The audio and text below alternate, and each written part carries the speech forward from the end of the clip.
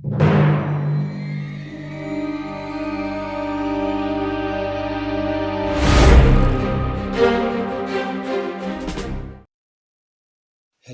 my name is Dr. Rajiv. Welcome to my education channel, YouTube Surgery and Orthopedic Education. Today, we shall talk about immunological responses to trauma for MBBS, NeXT, Medical PG Entrance, FMGE, Nursing, and UPSC, PT and Mains aspirants. Surgical and non-surgical trauma is one of the leading causes of death worldwide. Traumatic injury upsets immune system homeostasis and leads to infections and inflammatory complications. Following severe injury, the first immunological response usually is pro-inflammatory and then it changes to a counter-inflammatory response. This immune system activation plays a protective role in influencing the balance between the innate and adaptive immune systems. The innate immune system works through macrophages and the adaptive immune system through T cells and B cells. Immunological response to surgical or non-surgical trauma is a part of the metabolic response to injury. Thus, macrophages, T cells and B cells are the main mediators of the immunological response to trauma. Pro-inflammatory responses to injury, which is an innate response. The pro-inflammatory response works from day 1 to day 7. After surgical trauma, there is a complex interplay between the neuroendocrine stress response and the pro-inflammatory cytokine response of the innate immune system. Pro-inflammatory cytokines such as interleukin-1, tumor necrosis factor alpha, interleukin-6 and interleukin-8 are produced within the first 24 hours of injury. These cytokines act on the hypothalamus to cause pyrexia, known as hypothalamic stress response. This pro-inflammatory macrophage-mediated innate response changes to a counter-inflammatory T-cell-mediated adaptive response after 7 days.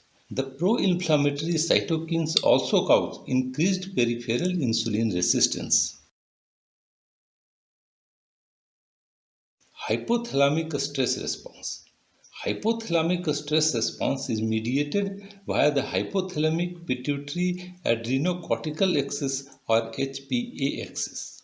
HPA stress response is driven by increasing the corticotrophin releasing hormone secretion from hypothalamic paraventricular nucleus neurons or PVN neurons. The hypothalamic stress response acts directly on skeletal muscle to stimulate proteolysis and acute phase protein synthesis in the liver. The acute phase reaction causes fever and accumulation of leukocytes and macrophages locally. Other inflammatory factors such as nitric oxide from the endothelium also participate in HPA axis responses to injury. Counter-inflammatory responses to injury, which is the adaptive immune response. Counter-inflammatory responses are a natural and protective compensatory host response to trauma-induced inflammation. Major injury or prolonged illness leads to diminished resistance to infection due to a physiological response to trauma known as compensatory anti-inflammatory response syndrome or CARS. CARS is mediated primarily by the adaptive immune system through B and T cells. CARS counters the inflammatory SIRS response in order to avoid continuous injury to the host. Beneficial effects of CARS. CARS acts as a damage control mechanism to limit excessive inflammation following injury. CARS deactivates the immune system to restore homeostasis towards normalcy from an inflammatory state.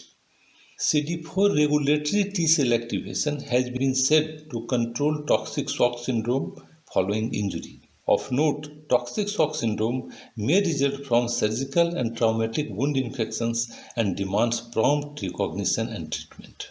Harmful effects of CARS. A drawback of the counter-anti-inflammatory response to injury is that it can suppress antimicrobial immunity, leading to increased susceptibility of trauma patients to opportunistic infections.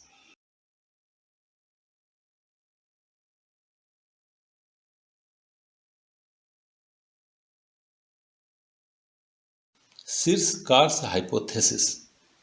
The Kars was initially thought to follow the Sears response in a stepwise and compensatory fashion.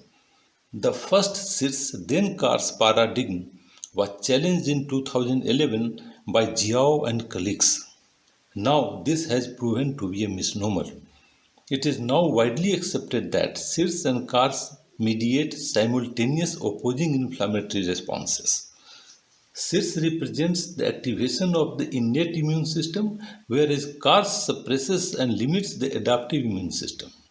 It instigates the return to the state of immunological homeostasis and accelerates the healing process.